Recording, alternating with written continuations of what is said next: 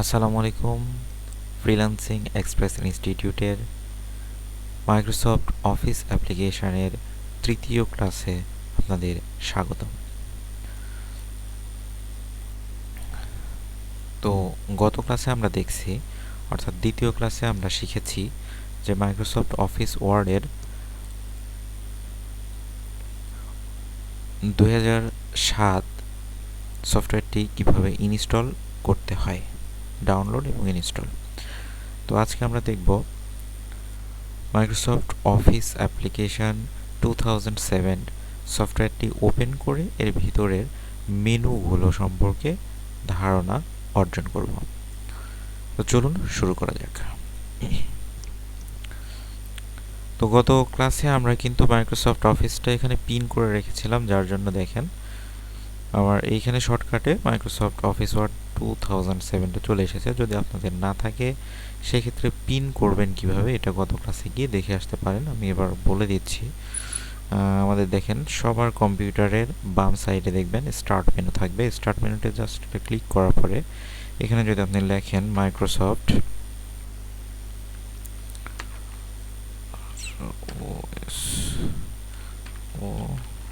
FT, শুধু Microsoft লেখার সাথে সাথে আমার এখানে দেখেন চলে এসেছে মাইক্রোসফট অফিস ওয়ার্ড 2007। আপনাদেরও এরকমভাবে চলে আসবে। একটা আসার পরে জাস্ট মাউস কার্সারটা মাইক্রোসফট অফিস ওয়ার্ডের উপর নিয়ে গিয়ে মাউসের ডান পাশে ক্লিক করার পরে দেখেন এখানে আমারটা যেহেতু পিন করা আছে সেহেতু unpin from task bar option আসছে। আপনারটা যদি পিন করা না থাকে সেক্ষেত্রে এখানে পিন ফ্রম টাস্ক বার লেখা থাকবে। এখানে ক্লিক করলেই আমার মতো আপনার সফটওয়্যারটাও এখানে চলে আসবে। ঠিক আছে, তো চলুন আমরা সফটওয়্যারটা ওপেন করি এবং এর মেনু বার সম্পর্কে কিছু ধারণা অর্জন করি। তো সফটওয়্যারটি ওপেন করছি আমি এখন। এই যে দেখেন এটা আমাদের সফটওয়্যারটা। তো এই সফটওয়্যারে দেখেন অনেকগুলো অপশান আছে। এখন কোন অপশানের কি কাজ এটা আমরা পর্যায়ক্রমে আস্তে আস্তে কাজের মাধ্যমে জানবো। তো তারপরেও তারপরেও হালকা একটু ধারণা আমি আপনাদেরকে দিয়ে দিচ্ছি এখনই। সেটা হচ্ছে প্রথম থেকে শুরু করি। দেখেন ডান পাশে প্রথমেই আছে কি একটা ক্রস চিহ্ন। এখানে যখন আমি মাউসটা নিয়ে যাচ্ছি তখন দেখেন লেখা আসতেছে ক্লোজ, অর্থাৎ এখানে যদি আমি ক্লিক করি তাহলে আমার সফটওয়্যারটি স্বয়ংক্রিয়ভাবে বন্ধ হয়ে যাবে, ক্লোজ হয়ে যাবে। তো চলুন একটু প্র্যাকটিক্যালি আমরা দেখে নিই। এই যে এখানে যখন আমি ক্লিক করলাম দেখেন আমার সফটওয়্যারটি কেটে গেল, অর্থাৎ ক্লোজ হয়ে গেল। ঠিক আছে, তো এরপরের অপশানে আছে কি, আচ্ছা এরপরের অপশানে আছে হচ্ছে নাম আসতেছে না। আচ্ছা এরপরের অপশানের নামটা আসলে আসতেছে না। এটার কাজ হচ্ছে আপনার আমার এই স্ক্রিনটাকে ছোট বড় করার জন্য। এটা দেখেন আমি যখন এখানে ক্লিক করতেছি এই যে দেখেন ছোট হয়ে গেল। হ্যাঁ, এখানে যদি আপনি মোবাইল ভার্সনে করতে চান তাহলে দেখেন এই যে এখানে এরকম মোবাইল ভিউ করলে কেমনটা দেখাবে। এই যে এইটা দিয়ে আপনি এক সাইড আপনি লেখালেখি করতে পারবেন আর এক সাইড আপনি ব্রাউজার ইউজ করতে পারবেন। এই যে এরকমভাবে। ঠিক আছে, আপনি আমার ইউটিউব ভিডিও দেখে দেখে এখানে প্র্যাকটিস করতে পারবেন। তো আমরা এটা বড় করে রাখতেছি। আচ্ছা, আর পাশে একটা বাটন আছে, এটা হচ্ছে মাইনাস বাটন অর্থাৎ মিনিমাইজ। এটাতে ক্লিক করলে কি হবে, আপনার এই সফটওয়্যারটি জাস্ট টাস্ক বারে মিনিমাইজ হয়ে থাকবে। হ্যাঁ, ধরেন আপনি এখানে কিছু লিখছেন,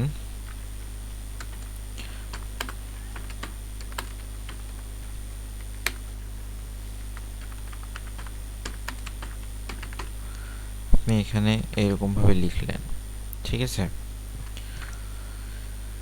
এখন আমি যদি এখানে ক্লোজ করে দিই, হ্যাঁ, তাহলে কিন্তু এটা একদম কেটে যাবে। কিন্তু আমি চাচ্ছি যে আমার এই লেখাটা এরকমই থাকবে, আমি এই লেখার ফাঁকে অন্য কোনো একটা কাজ করব। ঠিক আছে, সেক্ষেত্রে আপনি কি করতে পারেন, মিনিমাইজ করতে পারেন। এখানে মিনিমাইজ যদি করেন আপনি, ওটা মিনিমাইজ করলে ওরকমই থেকে গেল। আপনি পাশাপাশি অন্যান্য কাজগুলো করতে পারলেন। অন্যান্য কাজগুলো কমপ্লিট হওয়ার পর আপনি সেই কাজগুলো কমপ্লিট করে আবার ধরেন আপনি ওইখান থেকে লিখবেন, সেক্ষেত্রে আমাদের সফটওয়্যারের উপরে জাস্ট ক্লিক করবেন, ওই অপশানটা আবার চলে আসবে। ঠিক আছে,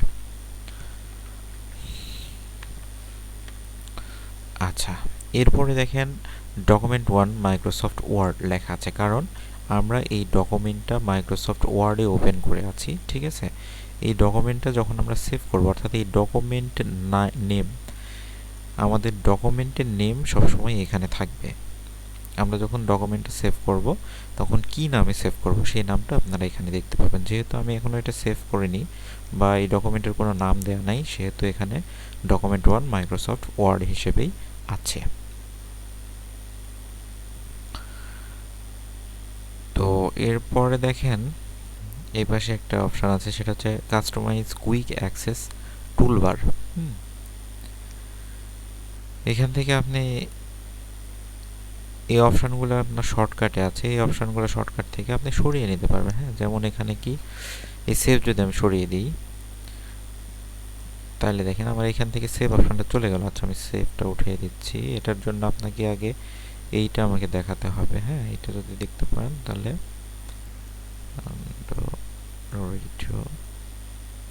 সেভ, এটা নিয়ে আমি সেভ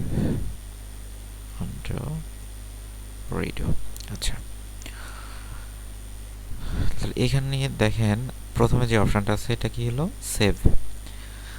সেভ বলতে কি, আমি ডকুমেন্টে যদি কোনো কিছু লিখে এটাকে সেভ করার জন্য আমি জাস্ট এখানে ক্লিক করেও সেভ করতে পারবো, আবার শর্টকাটও আছে যেটা আপনাকে আমরা পরে শেখাবো। তো এইরকমভাবে আমি সেভ করতে পারি। হ্যাঁ, তার পাশে এসে দেখেন কি, তার পাশে আছে আনডু প্রেস, অর্থাৎ ধরেন আমি ইসলামটা ভুলবশত আমি ডিলিট করে দিলাম। হ্যাঁ, ডিলিট করে দেওয়ার পরে আমাকে দেখা যাচ্ছে এই অপশানটা আবারও নিয়ে আসা প্রয়োজন। সেক্ষেত্রে আপনি এখান থেকে যদি আনডুতে ক্লিক করেন, দেখেন ওই অপশানটা কিন্তু আবারও চলে আসলো। হ্যাঁ, এখন দেখা যাচ্ছে যে আপনার পেছনেরটার দরকার নেই, এখন সামনেরটা দরকার। ঠিক আছে, সেক্ষেত্রে আপনি এখান থেকে রিডো করবেন। রিডো করলে আবার ওটা চলে যাবে, মানে রিডোটা হচ্ছে আপনার সামনের দিকে যাবে আর আন্ডো হচ্ছে আপনার পিছন দিকে যাবে। ঠিক আছে, এখান থেকে যতবার আপনি আন্ডো করবেন ততবার সামনে পিছনে এরকমভাবে চেঞ্জ হতে থাকবে। ঠিক আছে, আর এইগুলো কন্ট্রোল করার জন্য আপনার এখানে একটা দেখেন ড্রপ ডাউন কি আছে, এখানে ক্লিক করে আপনি এইগুলো কন্ট্রোল করতে পারবেন। যেটা খুশি আপনি রাখতে পারবেন, যেটা খুশি আপনি এখান থেকে রিমুভ করে দিতে পারবেন।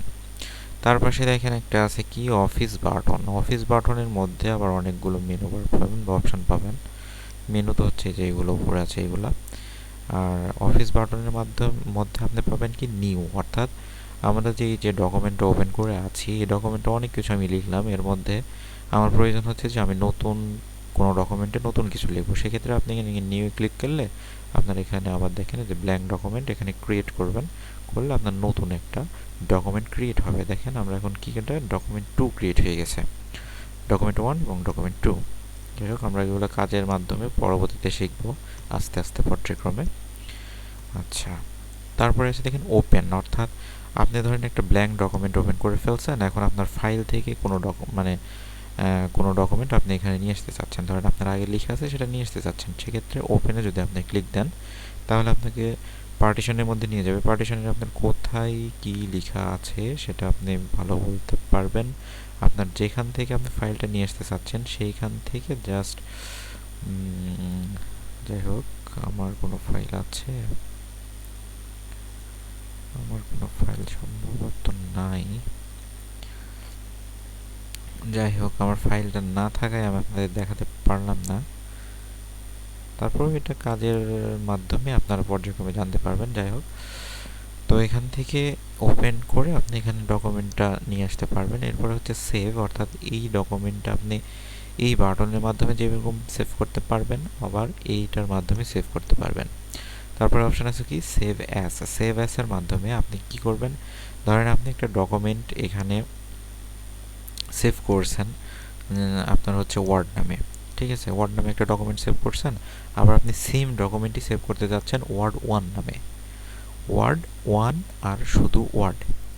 তো আপনি ধরেন এই একই পেজে এইটা লিখলেন, লিখে এটাকে যদি আপনি সেভ করেন এরকমভাবে ধরেন সেভ করলেন ওয়ার্ড নাম দিয়ে সেভ করে দিলেন। এরপরে আপনি চাচ্ছেন যে ওয়ার্ড 1 নাম দিয়ে আমি এই একই ডকুমেন্ট সেভ করব। সেক্ষেত্রে আপনি যদি পরবর্তীতে আবারও সেভে দেন তাহলে কি হবে, ওই ওয়ার্ড যেটা দিয়ে সেভ করেন সেই একই ওয়ার্ডেই একই জিনিস সেভ হবে।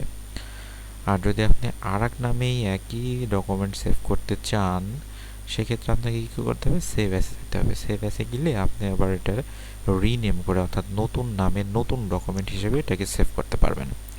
তো এটা আমরা পরবর্তীতে কাজের সময় বিস্তারিত জানবো, জাস্ট এখন একটু ধারণা দিলাম আপনাকে।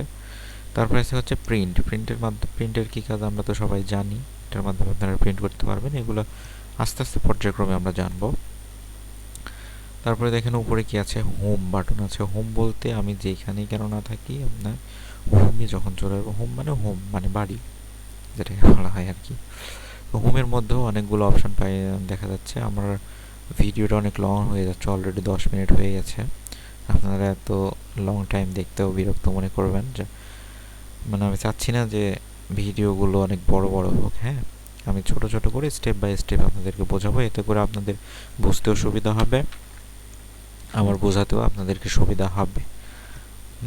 এই জন্য আচ্ছা, মেনু বারগুলো একটু বলি। ইনসার্টের মধ্যে আপনি যে টেবিল বা শেপ বা ডিজাইনের কাজের জন্য ইনসার্টের মধ্যে সকল অপশানগুলো আপনারা পেয়ে যাবেন। তারপর পেজ লেআউট, পেজের কলাম বৃদ্ধি, তারপরে আপনার হচ্ছে সাইজ, তারপরে হচ্ছে আপনার পেজের যে অনেক ডকুমেন্টে দেখবেন আপনার ভিতর দিয়ে ওয়াটারমার্ক থাকে, সেই ওয়াটারমার্ক করার জন্য আমরা এখানে কি করব, পেজ লেআউট ব্যবহার করব। তারপর হচ্ছে রেফারেন্স, তারপর হচ্ছে মিলিং, রিভিউ, ভিউ, এই সকলের কাজগুলো আমরা আস্তে আস্তে পর্যায়ক্রমে জানবো।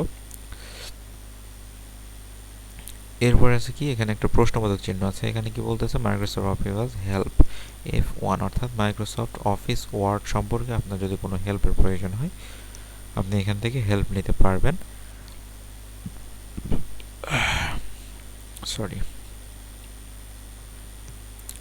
মাইক্রোসফট থেকে হেল্প নিতে পারবেন।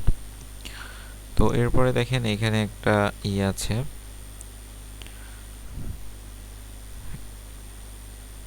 এটার কাজ হচ্ছে এটা দিয়ে আপনি পেজ উপরে নিচে নিয়ে মানে উপরে এবং নিচে নিতে পারবেন। এছাড়াও দেখেন কি আছে, এখানে নিচে একটা দেখেন প্লাস মাইনাস অপশন আছে।